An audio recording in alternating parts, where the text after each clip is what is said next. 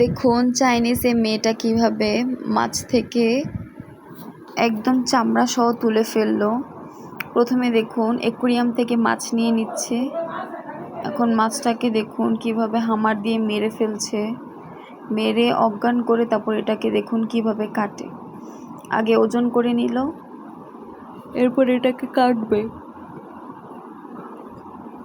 কি স্পিড, তাই না? দেখুন হাতের সাহায্যে কিভাবে মাছের সব কিছু বের করে ফেলছে। এখন লেজটা কেটে ফেললো, তারপর আবার পানি দিয়ে ভালো করে ধুয়ে ফেললো।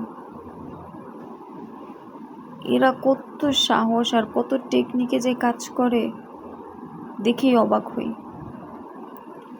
মাছটা কিন্তু এখনো হালকা হালকা নড়ছে।